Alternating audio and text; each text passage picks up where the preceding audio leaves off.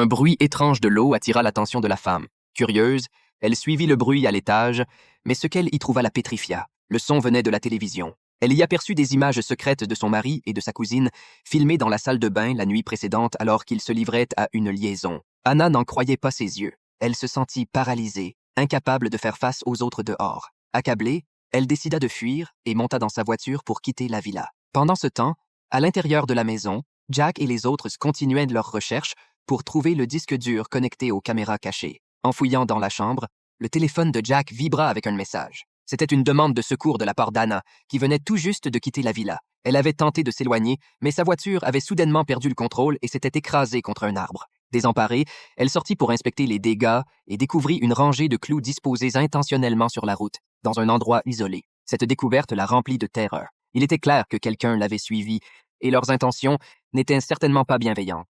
Paniquée, elle retourna précipitamment dans sa voiture et envoya un message de détresse à Jack, sans se rendre compte du danger imminent. Peu de temps après, Jack arriva sur les lieux du crash, mais ne trouva que des morceaux de verre éparpillés au sol. Désespéré, il tenta d'appeler Anna. À son grand effroi, il entendit son téléphone sonner à proximité. En s'approchant du bruit, il fut horrifié de découvrir le corps sans vie d'Anna, étendu devant lui, inerte et glacé. Avant même que Jack n'ait pu assimiler ce qui venait de se passer, un homme masqué surgit soudainement. Il devint évident que l'individu en question était celui qui avait enregistré les vidéos secrètes. Il était en réalité le véritable propriétaire de la villa. Quel était son mobile tordu? Il prenait plaisir à espionner et à tuer de jeunes couples pour ensuite revendre les villas à bas prix. Il attirait des invités sans méfiance, les surveillait par des caméras cachées, puis les tuait un par un lorsqu'ils tentaient de partir.